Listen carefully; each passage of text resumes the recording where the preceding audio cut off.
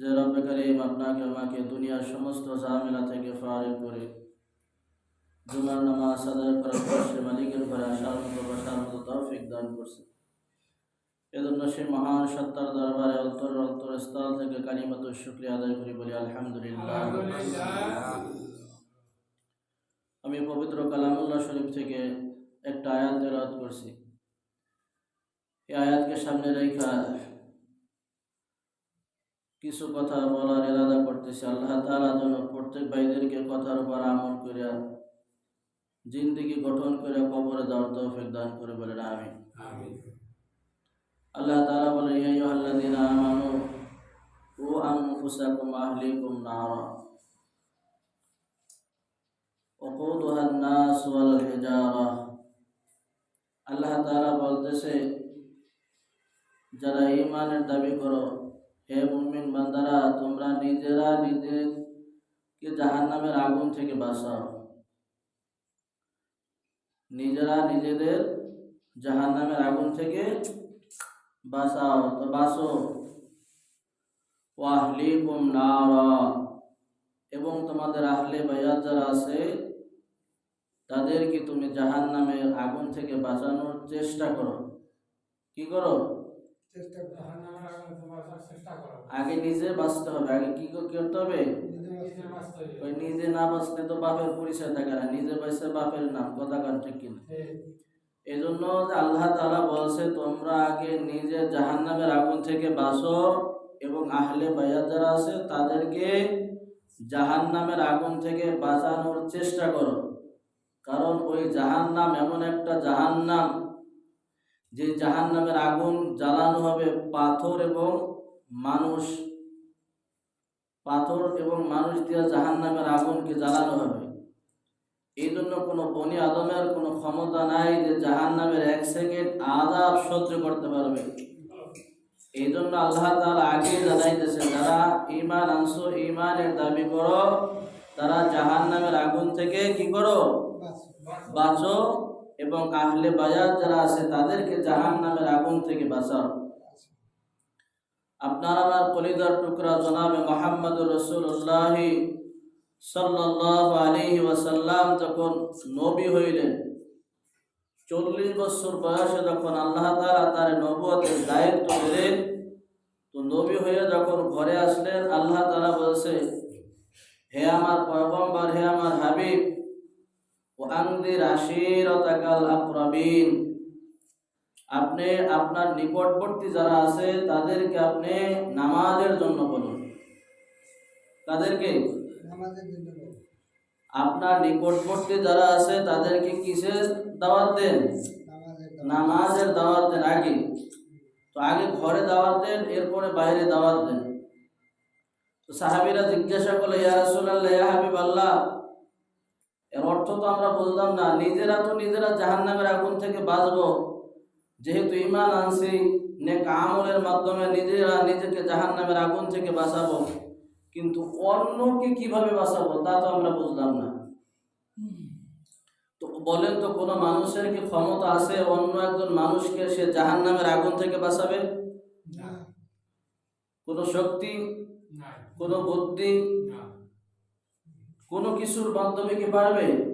না, কেউ পারবে না। কিন্তু বাংলাদেশে এমনও পীর আছে যে আমার কাছে আসো, নামাজ রোজা লাগবে না, আমি নিজেই তোমাকে জান্নাতে নিয়ে দেবো। বলেন নাউজুবিল্লাহ। এমন পীর বাংলাদেশে আছে না নাই? অভাব নাই। হক্কানি পীর হাতে গোনা কয়েকজন, না হইলে দুনিয়া চলতো না। এই জন্য দোস্তর বুজুর্গ, আমরা যখন বাজারে বেগুন কিনতে যাই, কি কিনতে যাই? বেগুন কিনতে গেলে একটা বেগুন বারবার উল্টাই পাল্টাই দেখি কিনা? দেখার কারণ হলো, তর্জমা হলো এটা, বেগুন যেন উপরে পোকা না হয়। কি হয় না? উপরে যদি পোকা না থাকে, আশা করা যায় যে ভিতরে পোকা লাগবে না। কথা কান ঠিক কিনা? আর যদি উপরে ছিদ্র দেখা যায়, তো ভিতরে কি আছে না আছে তা তো ভালোভাবেই বোঝা যাইতেছে। একটা বেগুন সাধারণ 50-60 টাকা কেজি, তাই কেনার জন্য যদি এত তাহকিক আর এত বাছাপোটা করা লাগে, যে তোমাকে জান্নাতের পথ দেখাবে, যে এটা জান্নাতের রাস্তা, এটা জাহান্নামের রাস্তা, এর থেকে বাঁচো। এই পীরের কাছে যখন মুরিদ হয়, এইটা কোনো তাহাকিক মাহাকিক কিছু লাগে না, কথা ঠিক কিনা? কিন্তু না দোস্ত, আপনি যখন হক্কানি একজন পীরের কাছে বয়াত হবেন, তখন এ টু জেড পা থেকে মাথা পর্যন্ত সমস্ত কিছু আপনার তাহকিক করতে হবে। তার ভিতর কোরআনের জ্ঞান আছে কিনা, সে কোরআন মানে না মানে, তার ঘরের ভিতর কোরআন আছে কিনা, সব কিছু তাহকিক করে যদি আপনার মন মানে, মন হয় যে এটা হক্কানি পীর, এর ভিতর কোনো ভেজাল নাই। আর হক্কানি পীর আর বেদাতি পীর একমাত্র আলেম ওলামারা ধরতে পারে। কারা ধরতে পারে? নামাজের সূরাতে বসেন সবাই, পরে আবার ঠিক হয়ে বসেন। যেমন স্বর্ণকার, বাজারে খাঁটি স্বর্ণকে আপনি আমি বুঝবো? আমার সাথে কথা বলেন, বুঝবো? তো খাঁটি কোনটা আর ভেজাল কোনটা এটা বলবে স্বর্ণকার। এটা কে বলবে? এটা স্বর্ণকার যাচাই বাছাই করবে কোন পীর হক আর কোন পীর বেদাত, আর কোনটা স্বর্ণ খাঁটি স্বর্ণ, কোনটা ভেজাল স্বর্ণ, এটা স্বর্ণকারই বুঝতে পারবে। কথা বলেন ঠিক কিনা? ঠিক আপনি আমি এইগুলো ধরতে পারবো না, কেটা ভালো আলেম কেটা খারাপ আলেম, কেটা ভালো পীর কেটা খারাপ পীর, কিন্তু এইটা ধরার একটা মাধ্যম আছে। মাধ্যমটা হলো এই যে যেমন স্বর্ণ, ভালো স্বর্ণ খারাপ স্বর্ণ বের করার কাজ কি? কষ্টি পাথর। কি দ্বারা? কষ্টি পাথর দিয়ে পরীক্ষা করলে বোঝা যাবে স্বর্ণটার ভিতর ভেজাল আছে কি নাই। ঠিক কে ভালো পীর সাহেব আর খারাপ পীর সাহেব, এটা একমাত্র আলেমরাই ভালো বলতে পারবে। কথা বলেন ঠিক কি? তবে আমাদের নিয়ম হলো আলেম ওলামারা যেই দিকে যায় আমরা সেই দিকে যাবো। কথা বলেন ঠিক কিনা? যাই হোক, বলতেছিলাম দোস্তর বুজুর্গ, পৃথিবীর কোনো শক্তি নাই, কোনো বুদ্ধি নাই, যে বুদ্ধি দিয়ে কোনো শক্তি দিয়ে একটা মানুষকে জাহান্নামের আগুন থেকে সে বাঁচাইতে পারবে না। যদি বাঁচাইতে পারতো, এই শক্তি আর এই ক্ষমতা দিত, তাহলে একজন মানুষকে আল্লাহ তাআলা এই ক্ষমতা দিয়েই দুনিয়ায় পাঠাইতেন। সেই মানুষটা হলো জনাবে মুহাম্মদুর রাসূলুল্লাহ সাল্লাল্লাহু আলাইহি ওয়াসাল্লাম। কথা বলেন ঠিক কি? তো এই নবীও যেহেতু কেউকে হেদায়েত দিতে পারে নাই, জাহান্নামের আগুন থেকে বাঁচাইতে পারে নাই, পৃথিবীতে যত পীর বলেন, মুশরিক বলেন, যা কিছুই বলেন না কেন, যে বলে আমি হক, আমার উপর কোনো হক নাই, সেও জাহান্নামের আগুন থেকে কেউকে বাঁচাইতে পারবে না। কথা কান পারবে না। বিশ্বনবী যখন কোরআন পাইলেন, আল্লাহ তাআলা যখন নবী দান করলেন, তাকে নবী বানাইছে 40 বছর বয়সে। সাধারণত একটা মানুষের বয়স যখন 40 বছর হয়, তখন তার ভিতর ভার বুদ্ধি হয়। কথা কান ঠিক কিনা? সবকিছু ভালো মন্দ সে বুঝতে পারে। এই সময় কিন্তু আল্লাহ তাআলা তাকে নবী বানাইছে। আগে তো আল্লাহ তাআলা বানাই রাখছে যে আল্লাহর কুদরতে কলমে লেখা ছিল যে তাকে আমি পয়গম্বর বানাবো। তাকে না বানাইলে আসমান জমিন লৌহ কলম কিছু আল্লাহ তাআলা বানাবেন না। কথা বলেন ঠিক? এই পয়গম্বর যখন 3 বছর পর্যন্ত গোপনে গোপনে দাওয়াত দিতে শুরু করলেন, আস্তে আস্তে আস্তে আস্তে মুসলমানের সংখ্যা আস্তে আস্তে বাড়তেছে। কাফেরদের মাথায় চিন্তা ঢুকে গেছে, যদি মুহাম্মদ এইভাবে কোরআনের দাওয়াত দেয়, একদিন এই কোরআন সমস্ত জায়গা চইলা যাবে, সমস্ত মানুষ হেদায়েত পাইয়া যাবে। আমাদের লিডার তো, আমাদের সেই ক্ষমতা, আমরা যে দেব দেবীর পূজা করি, এগুলা সব বন্ধ হয়ে যাবে। আল্লাহু আকবার। বড় বড় কাফের, তার ভিতরে একজন হলো ফিরআউন, এসে বলতেছে পয়গম্বরের দোষগুলো সব বর্ণনা করতেছে। আবু তালেবের কাছে বলতেছে, লিডার আপনার কাছে আমি বলতেছি, মুহাম্মদ যে ধর্মের ভিতর দাওয়াত দিতেছে, আমাদের বাপ দাদার আর ধর্মের ভিতর চুলকানি মারতেছে, এগুলা মুহাম্মদকে আপনি নিষেধ করেন। কিন্তু আবু তালেব বেশি একটা গুরুত্ব দিলেন না। পরবর্তীতে মুহাম্মাদের কাজ মুহাম্মদ আবার করতেছে। কি ব্যাপার, মুহাম্মদ তো আবার সেই মুহাম্মাদের ডিউটি করতেছে, কারণটা কি? আবু তালেব কি তাকে কিছুই বলে নাই। এবার মক্কার বড় বড় লিডার, গোত্রের বড় বড় সর্দারেদের কিনে আবু তালেবের বাসায় আসছে। কোথায় আসছে? কথা খেয়াল না করলে তাহলে কথা কিছু বুঝবেন না।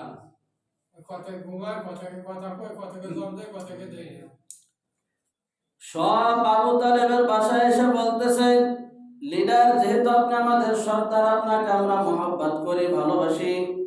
আপনার ভাতিজাকে সেই যে কোরআনের দাওয়াত দেয়, আল্লাহর দাওয়াত দেয়, এইগুলা বন্ধ করতে বলেন, নচেত কিন্তু আমরা ব্যবস্থা নেব। এই কথা বইরা বড় বড় কাফের দ্বারা ফিরআউন, নমরুদ, হামান, উতবা ইবনে সাইবা, ওলীদ ইবনে মুগীরা বড় বড় খাটাল চলে আসছে আবু তালেবের বাড়িতে। আবু তালেব বলতেছে, ঠিক আছে যাও, তোমরা চলে যাও। মুহাম্মদ সাল্লাল্লাহু আলাইহি ওয়াসাল্লাম কেবল বলতেছেন, হে আমার ভাতিজা, আমার শুধু টেনশন হয় যখন খাবার খাইতে যায় তখন টেনশন হয়, যখন ঘুমাইতে যায় তখন আমার টেনশন হয়। ভাতিজা, না জানি কাফেররা তোমার কোনো ক্ষতি করে। ভাতিজা, তুমি যে ধর্ম মানতেছো, যেইটা দাওয়াত দিতেছো, আমি জানি তুমি সত্য নবী। বলেন না সুবহানাল্লাহ। এই কথা কে বলে? সত্য নবীর সার্টিফিকেট কে দিল? আবু তালেব। আবু তালেবকে তার চাচা, তার কি? তুমি যে ধর্ম মানছে, তো তুমি যে দাওয়াত দিতেছো, এইটা হক দাওয়াত, এর ভিতর কোনো ভেজাল নাই, তা আমি জানি, তা আমি মানি। আমি বলতেছি তুমি এই দাওয়াত থেকে ফিরে আসো। বলতেছে, চাচা জান আমার, শুধু মক্কার বড় বড় কাফেররা আজকে আপনার বাড়িতে আসছে। গোটা পৃথিবীর মানুষ যদি, সমস্ত মানুষ আমার বিপক্ষে চলে যায়, চাঁদ আর সূরজ যদি আমার হাতে দেওয়া হয়, আমি মুহাম্মাদের পা থেকে এক পা পিছিয়ে যাব না। যে কয়দিন দুনিয়াতে বাঁচবো, আমি কোরআনের দাওয়াত দিয়ে যাব। বলেন না সুবহানাল্লাহ। আপনার সন্তান যদি একটা ভালো কাজ করতে যায়, অনেক সময় মুরব্বীরা বাধা দেয়, দেয় না? দেয় না? এমনকি নিজের বাপও বাধা দেয়, বলতেছে তোমারই ভালো কাজ করা লাগবে না, ভালো কাজ করার মতো মানুষের অভাব নেই। কথা ঠিক কি? সন্তান বলে যে, বাবা, জীবন একদিন আমি দুনিয়াতে আসছি, আবার চলে যাবো, এটাই বাস্তবতা, আমি থাকতে পারবো না দুনিয়ায়, তো মরা যেহেতু লাগবে, তো ভালো কাজ কইরে মরবো। এখন সন্তান যেহেতু সিদ্ধান্ত নিয়েই ফেলাইছে যে আমার সন্তান ওই পথেই যাইতে চায়, ওই পথটা তো খারাপ পথ না, ওটা তো ভালো পথ। ওটা কি পথ? ভালো পথ। ঠিক আছে, এখন বাপ সিদ্ধান্ত নিল, বাবা ঠিক আছে, আমিও তোর সাথে আছি, তুই যা করবি আমিও তোর সাথে আছি। বলেন না সুবহানাল্লাহ। ঠিক মুহাম্মদ সাল্লাল্লাহু আলাইহি ওয়াসাল্লাম যখন বলছে গোটা পৃথিবী যদি আমার বিপক্ষে চলে যায়, আমি মুহাম্মদ, আল্লাহ তাআলা যেই দায়িত্ব দিয়েছে, এই দায়িত্ব থেকে আমি এক কদম পিছপা না। বলেন না সুবহানাল্লাহ। আল্লাহু আকবার। আবু তালেব তাকে কত মহব্বত করতেন। আবু তালেবের 10টা সন্তান ছিল। কয়টা সন্তান? 10টা সন্তানকে যতটুকু মহব্বত না করে, তারিখ ইবনে হিশামের ভিতর আসছে, সিরাতের কিতাবের ভিতর আপনি দেখবেন মুহাম্মদ সাল্লাল্লাহু আলাইহি ওয়াসাল্লামকে তার থেকে বেশি মহব্বত করতেন আবু তালেব। বলেন না সুবহানাল্লাহ। আমার 10 সন্তান একদিকে, মোহাম্মদ অন্যদিকে। মোহাম্মদের প্লেটে খানা না খাইলে আমার তৃপ্তি হয় না। সুবহানাল্লাহ বলেন। মোহাম্মদকে ব্যবসায় না নিয়ে গেলে আমার ব্যবসায় উন্নতি হয় না। মোহাম্মদের চেহারা না দেখে ওই দিন সকালে ঘর থেকে বের হইলে ওই দিন আমার কপাল ভালো যায় না। বলেন না সুবহানাল্লাহ। অর্থাৎ পৃথিবী একদিক আর আমার মোহাম্মদ, আমার ভাতিজা একদিক। বলেন না সুবহানাল্লাহ। ভাতিজা, তুমি যেহেতু সিদ্ধান্ত নেছো, যাও, তোমার মরার আগ পর্যন্ত আমি তোমার সাথে আছি, তোমার গায়ে কেউ একটা নখের টক্কাও দিতে পারবে না। বলা যাবে কি সুবহানাল্লাহ। যত বড় কাফের থাকুক না কেন, কিন্তু আবু তালেবের ভয় করতে। কথা ঠিক কিনা? আবু তালেব ছিল মক্কার প্রেসিডেন্ট, ক্ষমতা, সবাই তাকে ভালোবাসত। ও দোস্ত, আজরাইল এসে গেছে, মাথার কাছে আজরাইল গড়তেছে, কয়েক সেকেন্ড, কয়েকটু সময় বাকি আছে, এরপরে আবু তালেব দুনিয়া থেকে চলে যাবে। এই ঘটনা যখন শুনছে, মৃত্যুর সংবাদ সকলের কাছে পৌঁছে গেছে। বড় বড় কাফের যারা আছে, বড় বড় লিডার যারা, তারা এসে বলতেছে, এবার বলা বলি করতেছে, আবু তালেব আপনি তো দুনিয়া থেকে চলে যাবেন। আর মুহাম্মদ সাল্লাল্লাহু আলাইহি ওয়াসাল্লাম এইটা বিশ্বাস করে, এটা জানে যে চাচা আমাকে যতই ভালোবাসুক না কেন, যতই মহব্বত করুক না কেন, জীবনের থেকেও যদি বেশি ভালোবাসে, যদি আমার চাচা ঈমান নিয়ে না যায় কবরে, আমার চাচাকে কিন্তু আল্লাহ মাফ করবে না। ওই জাহান্নামের আগুন থেকে কেউ বাঁচাইতে পারবে না। কথা বলেন ঠিক কিনা?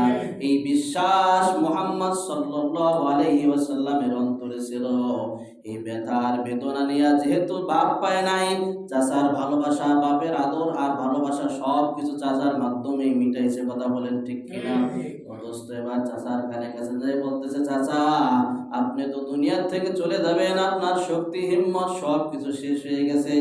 এখনো যদি আপনি ফিরে আসেন, এখনো যদি আপনি তাওবা করেন, শুধু পড়েন লা ইলাহা ইল্লাল্লাহ, এই বাক্যটা শুধু পড়েন।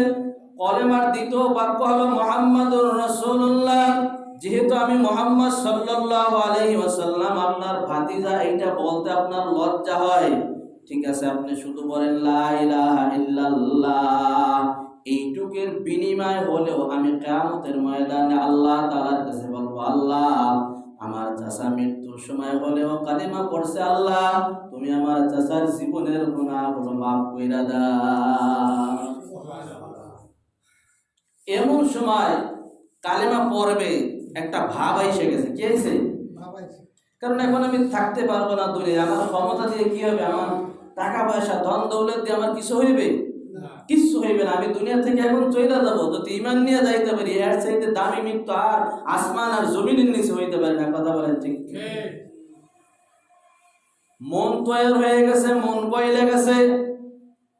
মাঠে যখন ফসল লাগানো হয় তখন আগে আগাছা পরিষ্কার করতে হয়, আগাছা পরিষ্কার করার পরে জমিন যখন পরিষ্কার হয়ে যায় তখন চাষ দিতে হয়। কথা কান ঠিক কিনা?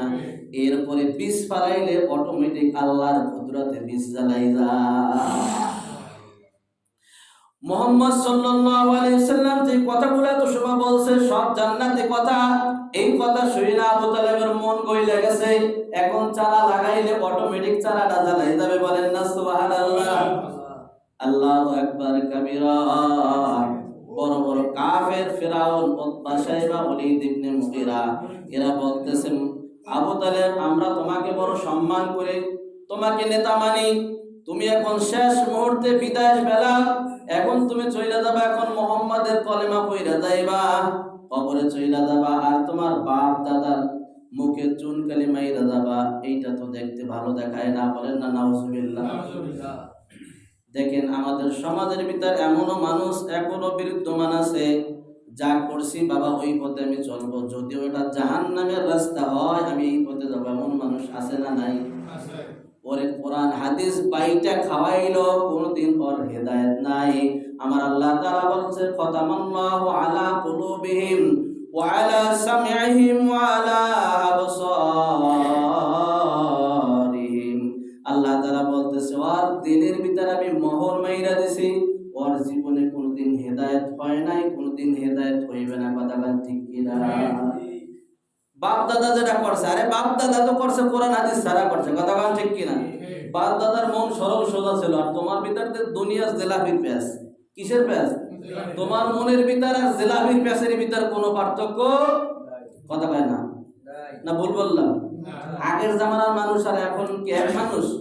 হ্যাঁ, আগের মানুষ যা বলতো মুখ থেকে, জীবন চাইতো, ওর বিপরীত করতো না। কথা বলেন ঠিক কিনা? তুমি মসজিদে কও একটা, বারান্দা যে কও একটা, বাজারে একটা, গাড়ি আর একটা, মাঠে আর একটা, তুমি তো মুনাফিকের এক নম্বর মুনাফিক। কথা বলেন ঠিক কি? অদস্তর বুজুর্গ, ঈমান আর নসিব হইল না, যেহেতু লিডাররা এই পরামর্শ দিতেছে। আবু তালেব বলল, মুহাম্মদ তুমি সত্য নবী, এটা আমি বিশ্বাস করি, এটা আমি জানি, কিন্তু শেষ মুহূর্তে আমি যখন এখন বেঈমান হইয়া আমি যদি ঈমান নিয়ে মারা যাই, আমার বাপ দাদার মুখে চুনকালি মারা হবে, এই জন্য আমি ঈমান নিয়ে মরতে পারলাম না। বেঈমান হইয়া মুশরিক হইয়া দুনিয়া থেকে গেছে। রাসূলের কলিজায় তো মানে নাও দোস্ত, আপনি আমি জাহান্নামে যাই, তা কিন্তু আপনার আমার নবী সহ্য করতে পারবে না। কথা বলেন ঠিক কিনা? এইটা কোনো চায় না যে একটা মানুষ জাহান্নামের পথে যাও। আপনার নবীও কিন্তু আপনার জন্য দোয়া করে। প্রতি শুক্রবার হাদিসে পাকের ভিতর আসছে, এই আমলগুলো, এক সপ্তাহের আমলগুলো আল্লাহ তাআলার কাছে যাওয়ার আগে এইটা রওজায়ে আতহারে পৌঁছে দেয়। এই আমলনামাগুলো, বান্দার আমলনামাগুলো আল্লাহ রাসূল দেখে। যখন আমলগুলো ভালো দেখে তখন একটা হাসি দেয়। কি দেয়? যখন একটা হাসি দেয় তখন ওই বান্দার মনটা শান্তি পায়। এই হাসি দেয়, এই আমলগুলো আল্লাহ তাআলার কাছে ফেরেশতারা নিয়ে যায়। হ্যাঁ আল্লাহ, আপনার হাবিব তো এই আমল নামা দেখে হাসি দিছে, আপনি এই আমল নামা গ্রহণ করেন। আল্লাহ তাআলা আমল নামা পড়ে আর দেখে কি সুন্দর সাপ্তাহিক আমল নামা, এক ওয়াক্ত নামাজ কাজা নাই, একটা তাকবীরুল্লাহ কাজা নাই, আল্লাহু আকবার, একদিনও কোরআন তেলাওয়াত কাজা নাই। আল্লাহু আকবার বলেন। এই আমল নামা দেখা আল্লাহ তাআলা আপনার উপর রাজি খুশি হয়ে যায়। আর বেঈমান কাফের মুশরিক আল্লাহ তারা সাপ্তাহিক কোনো আমল করে না, শুধু শুকর আলী মুসাল্লি। এই শুকর আলী মুসাল্লি দেখে তার আমল নামাও কিন্তু ওই জায়গায় পেশ করা হয়। জনাবে মুহাম্মদুর রাসূলুল্লাহ সাল্লাল্লাহু আলাইহি ওয়াসাল্লাম ওই আমল নামা দেখে আর আফসোস করে, উম্মত তোর জন্য আমি কি না করেছি, এখনো রওজায় আথারে তোর জন্য আমি কাঁদতেছি। উম্মত, আমার উম্মতকে বাঁচাও, হায় আল্লাহ আমার উম্মতকে বাঁচাও, আমি তোর জন্য কি না করলাম, কি না রাইখে আসলাম দুনিয়ায়। 63 বছরের জিন্দেগিতে কোনোদিন আমি আরাম করি নাই, কোনোদিন সুখে থাকি নাই, কোনোদিন আমি আরাম আয়েশের চিন্তা ভাবনা করি নাই। সব কিছু উম্মতের টেনশন, সব সময় 24 ঘন্টা শুধু উম্মতের টেনশন। আর তুই আমার আজকে কি পাঠাইলে, মুখটা মলিন হয়ে যায়। এই অবস্থায় ফেরেশতারা আল্লাহ তাআলার কাছে পাঠাই দেয়। কথা গান ঠিক কিনা? এই জন্য আমলগুলা ভালো করা যাবে তো ইনশাআল্লাহ, সাপ্তাহিক আমলগুলা ভালো করা যাবে তো ইনশাআল্লাহ। যদি ভালো হয় তো আপনার কপালটাও খুইলা যাবে, বলেন না সুবহানাল্লাহ। আল্লাহ রাসূলের কলিজায় মানতেছে না, এই অবস্থায় বেঈমান হয়ে মারা গেছে, যেহেতু সে মুশরিক, ঈমান নসিব হয় নাই। আল্লাহ রাসূল এটা ভালোভাবে জানে যে বেঈমান হয়ে মারা যাবে, তার কবরে আযাব কবরেই শুরু হয়ে যাবে। ওই সেই হাসর নাসর পর্যন্ত অপেক্ষা করার কোনো প্রয়োজন নাই। কথা বলেন ঠিক কিনা? একটা মুমিন যখন বান্দা মারা যায়, ঈমান নিয়ে দুনিয়া থেকে চলে যায়, ওই জান্নাতে যাবে তো অনেক দূরের কথা। ওই জান্নাতে যাওয়ার আগে কবরে তার জান্নাতের হাওয়া আল্লাহ তাআলা বহাইতে পারেন না সুবহানাল্লাহ। এমন ভাবে ঘুম পড়াই দেয়, হাদিসের ভিতর আসছে আসরের নামাজ, জোহরের নামাজ পড়া, আসরের নামাজ পড়লো, আসরের নামাজ থেকে মাগরিবের নামাজ সীমিত সময়। কথা বলেন ঠিক কিনা? এই মুমিন বান্দা যখন ঘুমাইবে, অথচ তার ঘুমের বয়স লক্ষ লক্ষ বছর হয়ে যাবে। কথা ঠিক কিনা? বলবে যে ইসরাফিল আলাইহিস সালাতু ওয়াস সালাম যখন সিংহায় ফুঁক দেবে, এবার চোখ ডলতে ডলতে ঘুমের থেকে উঠবে। যেমন আমরা বৈশাখ জ্যৈষ্ঠ মাসে যখন আম কাঁঠাল দিয়ে ভাত খাই, খাই না? খাওয়ার পরে প্রচুর আকারে ঘুম আসে, আসে কিনা? জোহরের নামাজের পরে খানা দানা খাইয়া যখন ঘুমাই, একটু পরে আবার আসরে আজান দেয়, চোখ মলতে মলতে উঠি, কি ব্যাপার আসর হয়ে গেল? কত সময় ঘুমাইছে? সময়টা লম্বা না? সময়টা অনেক বড় না? কিন্তু সে কত সময় ঘুমাইলো, তারপর আমি কেবলমাত্র ঘুমাইলাম, আবার কে ডাক দিল। কথা বলেন ঠিক কিনা? একটা মুমিন হাজার লক্ষ লক্ষ বছর কবরে থাকবে। হাদিসে পাকের ভিতর আসছে কিয়ামতের আগে যেই মারা যাবে তারই থাকতে হবে 40,000 বছর। এই কবরে সে থাকবে। এবার হিসাব করেন আপনি, আদমের থেকে তো জন্ম শুরু, আদম নবী থেকে আমরা আসার ধারাবাহিকতা না, যে আদম থেকে যে আদমের সন্তান যারা মারা গেছে তারা কত বছর থাকতেছে কবরে। আর তার কবরে যদি জাহান্নামের আগুন বইয়া যায়, তাহলে তার অবস্থা কি হইতেছে? এবার চিন্তা করেন। এই জন্য আল্লাহ রাসূল সাল্লাল্লাহু আলাইহি ওয়াসাল্লাম দরদ পাকা মন নিয়ে কবরের পাশে যায়া কবর জিয়ারত করতেছে, আর হাত উঠাইয়া বলতেছে, হায় আল্লাহ, আমি দুনিয়াতে আইসা আমার বাপের মুখ দেখি নাই, আমার বাপের চেহারা দেখি নাই। আল্লাহ, আমার বাপের আদর আর ভালোবাসা আমার চাচা দেশে আমাকে ছোটবেলা থেকে লালন পালন করেছে। যতদিন পর্যন্ত আমি জীবিত ছিলাম, কোনো একটা কাফের আমার বিন্দু পরিমাণ কোনো ক্ষতি করতে পারে না। হ্যাঁ আল্লাহ, তুমি আমার চাচাকে মাফ কইরা দাও। আল্লাহ তাআলা জিবরিলকে পাঠাই বলতেছে, জিবরিল যাও, তাড়াতাড়ি আমার হাবিব যেন হাত নামাই পালায়। সে তো মুশরিকের জন্য দোয়া করতেছে, তার জন্য দোয়া করলে আমি আল্লাহ তাআলা তার দোয়া কবুল করব না। কি হয়ে মারা গেছে? তার চাচা কি হয়ে মারা গেছে? আল্লাহ তাআলা আয়াত নাযিল করছে, ইন্নাকা লা তাহদি মান আহবাবতা। হে হাবিব, আপনি যাকে মহব্বত করবেন, যাকে ভালোবাসবেন, আপনি চাইলে কিন্তু তারে হেদায়েত দিতে পারবেন না। পারবেন? তাই পৃথিবীতে যদি কোনো ক্ষমতা থাকতো, কোনো শক্তি থাকতো, তাহলে মুহাম্মদ সাল্লাল্লাহু আলাইহি ওয়াসাল্লাম সর্বপ্রথম তার চাচাকে জান্নাতে নিয়ে যাইতো। কথা ঠিক কিনা? তার চাচাকে সে হেদায়েত দিত যে চাচা তার জীবন মরণ পরণ সমস্ত জায়গা যার চাচার অবদান ছিল। কথা বলেন ঠিক কিনা? তো বোঝা গেল যে একটা মানুষ আর একটা মানুষকে জাহান্নামের আগুন থেকে বাঁচাইতে পারবে না। কথা বলেন ঠিক কিনা? কিন্তু বাঁচাইতে পারবো না, চেষ্টা করতে হবে। কি করতে হবে? চেষ্টা করতে হবে। যেমন হযরত ওমর ফারুক রাদিয়াল্লাহু তাআলা আনহুর কাছে এসে বাপ সন্তানের বিরুদ্ধে নালিশ করে। কার বিরুদ্ধে? যে আমিরুল মুমিনিন ওমর ইবনে খাত্তাব রাদিয়াল্লাহু তাআলা আনহু, আমার সন্তান আমার খেদমত করে না, আমার সন্তান আমাকে দেখাশোনা করে না, আমার সন্তান আমার খোঁজ খবর নেয় না। আমিরুল মুমিন বলতেছে তোমার সন্তান কোথায়? বলতেছে আমার সন্তানকে আমি আনি নাই, আগামী দিন আপনার কাছে আমার সন্তানকে নিয়ে আসবো। আমিরুল মুমিনের কাছে এবার সন্তান সহ উপস্থিত হয়েছে। আয়েশা বলতেছে আমিরুল মুমিনিন এই আমার সন্তান। এবার সন্তানরে বলতেছে কি ব্যাপার বাবা, তুমি তোমার মা বাবার খেদমত কেন করো না? কয় শুধু মা বাবার খেদমত, মা বাবাই শুধু খেদমত পাবে, সন্তানের কি কোনো হক নাই? কি নাই? চিন্তা করেন, সন্তানের হক আছে না নাই? অবশ্যই হক আছে। এই সন্তানের হকগুলো আমরা আদায় করি না, তাই এই জন্য আমাদের সন্তান আজকে আমাদেরকে বৃদ্ধাশ্রমে পাঠায় দেয়। কথা বলেন जैसा करनी वैसा करनी, जो माने तो करके देख, জান্নাত বিহায় জাহান্নাম বিহায়, না মানে তো মরকে দেখ। কথা ঠিক কিনা? কর্ম যেমন ফল তেমন। তুমি তোমার মা বাপরে এরকম করছো, আজকে তোমার সন্তান কেন করবে না? কথা বলেন ঠিক কিনা? এই জন্য প্রথম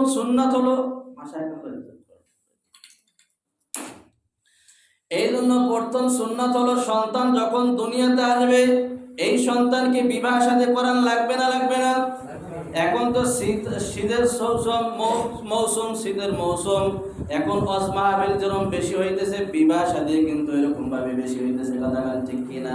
ও দোস্তর বুজুর্গ, আমিরুল মুমিন যখন এই যুবক বলছে হুজুর শুধু কি বাপ মার খেদমত করতে হবে, সন্তানের কোনো হক নাই, এবার সন্তানের হক আমিরুল মুমিনিন বয়ান করতেছে।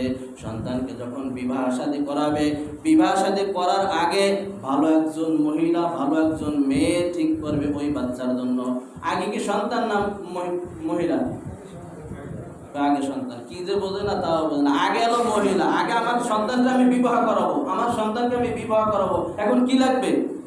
একটা স্ত্রী লাগবে, একটা মেয়ে লাগবে। তো এই মেয়েটা কি বদ্দিন না দিনদার, এইটা বুঝতে হবে আগে। এটা কি করতে হবে? এর গর্ভে যে সন্তান আসবে ওই মেয়েটা যদি দিনদার হয়, ওই যে ঘটনা আমি বলছিলাম না, হ্যাঁ মনে তো রাখেন না কিছু, যে দুধ ওলির মেয়ে বিবাহ করছে হযরত ওমর ইবনে খাত্তাব রাদিয়াল্লাহু তাআলা আনহুর সন্তান আব্দুল্লাহ। কথা ঠিক কিনা? এই মেয়ের ঘরে যে সন্তান আসছে সেই সন্তানের আছে আব্দুল আজিজ রহমাতুল্লাহ আলাইহি 6 নম্বর খলিফা। বলেন না সুবহানাল্লাহ। যে খেলাফত কায়েম করছে, বাঘ এবং বকরি এক ঘাটে পানি খাইছে, কোনোদিন বকরির দিকে বাঘ তাকাইতে সাহস পায় নাই। বলেন না সুবহানাল্লাহ। এটা কিসের কারণে? একমাত্র তাকওয়ার কারণে। কিসের কারণে? তাকওয়ার কারণে, ভয়ের কারণে আল্লাহ তাআলা এই সম্মান তাকে আল্লাহ তাআলা দান করছে। বলেন না সুবহানাল্লাহ। ওমর ইবনে খাত্তাব রাদিয়াল্লাহু তাআলা আনহুকে বুঝাইতে চাইতেছে আমার বাবা বিবাহ করার পরে এমন একটা মেয়ে হচ্ছে যেই মেয়েটার চারিত্রিক ভালো না। কি ভালো না? কথা কয় না, কি ভালো না? চারিত্রিক ভালো না। আজকে আমার বউ আমার মা বাপকে কেন বাদ দেবে না? কামাই যেহেতু আমি করি, কামাই কে করে? আমি করি। আমার বাপ যখন আমাকে বিবাহ শাদী করাইতো, ঠিক ফাঁস জাতির দিন, ওই দিনদারিত্বের উপর যখন প্রাধান্য দিত, কসম খোদার আমার বউ বাদ দেবে না, আমার বউ আমার শাশুড়ি এসে বাদ দেবে। কথা কিন্তু আমার বাবা তো তা করে নাই। আমার বাপ তালাশ করছে দুনিয়া। আমার বাপ কি তালাশ করছে? দুনিয়া তালাশ করছে, আখিরাত তারা প্রাধান্য দেয় নাই। এই জন্য ওমর ইবনে খাত্তাব রাদিয়াল্লাহু তাআলা আনহু বলতেছে যে সন্তানের কি কোনো হক আছে কিনা, এই হক ওমর ইবনে খাত্তাব রাদিয়াল্লাহু তাআলা আনহু বয়ান করতেছে। বলতেছে আমিরুল মুমিনিন ওমর ইবনে খাত্তাব রাদিয়াল্লাহু তাআলা আনহু বলতেছে তুমি যখন তোমার সন্তানকে বিবাহ করাবা, তখন হাদিসের ভিতর আছে, মিশকাত শরীফের হাদিসের ভিতর আল্লাহ রাসূল বয়ান করতেছে 4টা জিনিস দেখে বিবাহ করাবা। কয়টা জিনিস? 1 নম্বরে মাল দেখা, 2 নম্বরে সৌন্দর্য দেখা, 3 নম্বরে বংশ দেখা, 4 নম্বরে রাসূল বলছে ফাসবাত জাতিদ্দিন। মিশকাত শরীফের হাদিস এই চারটা দিক দেখে মানুষ বিবাহ করে।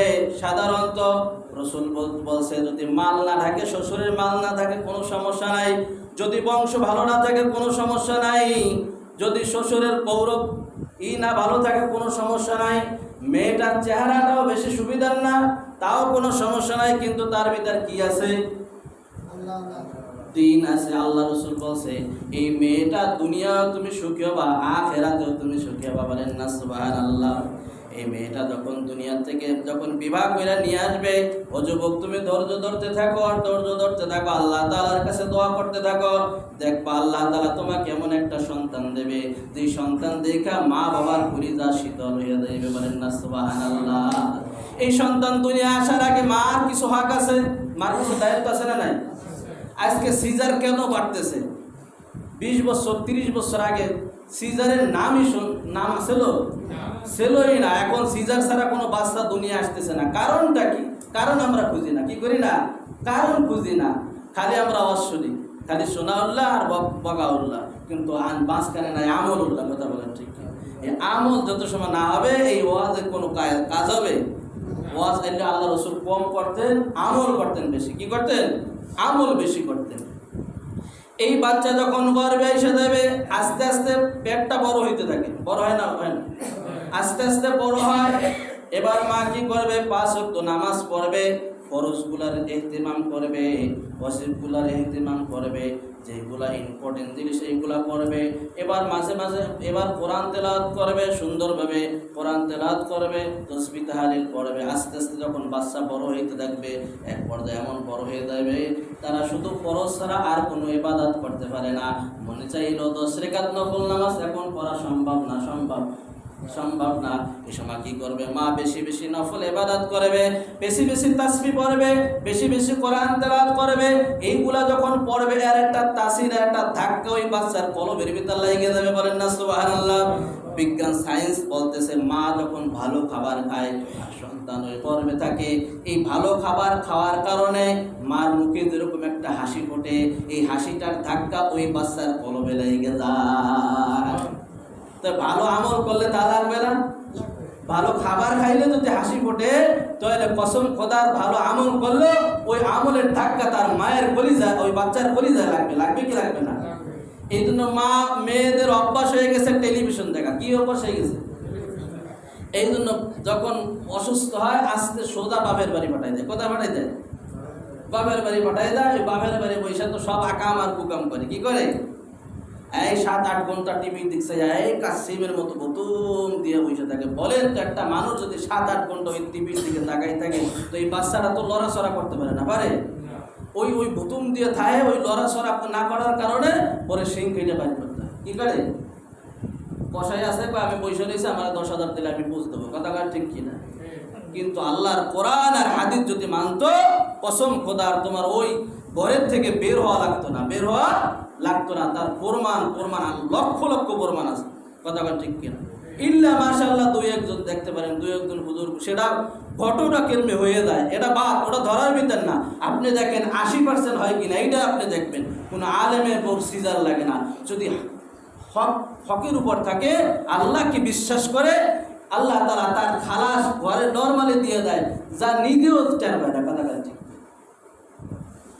এই জন্য মেরে দোস্ত আর বুজুর্গ, এই সন্তানের কিছু হক আছে। সন্তান যখন দুনিয়াতে আসবে অনেক হক। তখন নাকি ডান কাজে আযান, বাম কানে একামত শুনাই দেবে। একামত শুনে বাম কাজে কেডা শুনাই দেবে? বাপ থাকে লন্ডন। কোথায় থাকে? টেলিফোন করছে যে তোমার বাচ্চা হয়েছে, রাত বাজে 2টা। কটা বাজে? 2টা বাজে। এবার ইমাম সাহেব মুয়াজ্জিন সাহেবের ফোন দিয়েছে, কি ব্যাপার এত রাত্রে ফোন আসছে, তো মনে হয় জানাজা বা মরছে, ওইটা ঘরতে বাইরে দিতে হবে। কথা ঠিক। কি হয়েছে? কোনো ইন্নালিল্লাহ আছে নাকি? কয় না ইন্নালিল্লাহ কি, আলহামদুলিল্লাহ বলেন, আমার সন্তান হয়েছে। কেন কি করতে হবে? আপনি আজান দেন। ও হুজুর ইমাম সাহেব রয়েছে কোন জায়গা, আর তার স্বামী রয়েছে কোন জায়গা, লন্ডনে, এখন আজান দেবে। আসলে মাসলা কি? মাসলা হলো পুরুষ যদি থাকে তখন ডান কানে আযান, বাম কানে একামত। সর্বপ্রথম দুনিয়ার কোনো শব্দ তার কানে যাওয়ার আগে আল্লাহর আওয়াজটা কানে পৌঁছে দেবে। কথা ঠিক। এই আল্লাহর সাথে পরিচয় করে দেবে। 2 নম্বর সুন্নাত হলো তাহনিক করাবে। কি করাবে? আগের থেকে একটু মধু বা খেজুর, শুকনা খেজুর ঘরে রাখবে, মুত্তাকিন হক্কানি বুজুর্গ এই ব্যক্তিকে দিয়ে এই খেজুরটা চাবাইয়া একটু লালা মাখাবে। যেহেতু নবজাতক বাচ্চা, এখন তো আমার মার স্তনেও মুখ লাগায় নাই, তো এই বাচ্চা তো বেশি খাইতে পারবে না। এর দ্বারা ফায়দা কি? রসুল বলতেছে যে এই যে একটু লালা মাখাই দিল, এই বুজুর্গ লালা ওই বাচ্চার লালার সাথে মিলে গেল। এই বুজুর্গ 70 বছর ইবাদত কইরা যে মারে বা খাজেল করছে, এর একটা নূর ওই বাচ্চার ভিতরে ঢুকে গেল। বলেন না সুবহানাল্লাহ? বলেন তো এই সুন্নাত কি এই সমাজে চালু আছে? আরে মিয়া ফরজের খবর নাই তো সুন্নাত নিয়ে টানাটানি করবে, কথা কান ঠিক কিনা? এই সন্তানের হকগুলো আপনি আমি নষ্ট করতেছি, তো কিয়ামতের ময়দানে এই সন্তানগুলা আল্লাহর আদালতে, যেমন ওমরের আদালতে বলতেছে, ওমর ইবনে খাত্তাব শুধু কি বাপ মার খেদমত করতে হবে, সন্তানের কোনো হক নাই? আজকে সন্তানের যদি হক আদায় করতো, আমার স্ত্রী 100 বার আমার বাপ মার খেদমত করতো। কথা কান ঠিক? আমি আর কথা লম্বা করবো না। আল্লাহ তাআলা এই বিষয়গুলো আমরা জানবো আলেমের কাছ থেকে, আলেমের কাছে জানবো হুজুর কিভাবে কি করলে হয়। আমাকে একটা পরামর্শ দেন, আমাকে একটা সলিউশন দেন। এমন একটা পরামর্শ দেবে তোমার ঘরটা জান্নাতি ঘর হয়ে যাবে। বলেন না সুবহানাল্লাহ? আল্লাহ তাআলা আমাদের আমল করার তৌফিক দান করুন। जो कुछ हुआ तेरे करम से हुआ, जा किस हुआ आल्लाहर पक्ष থেকে হয়েছে, আল্লাহ তাআলা আমল করার তৌফিক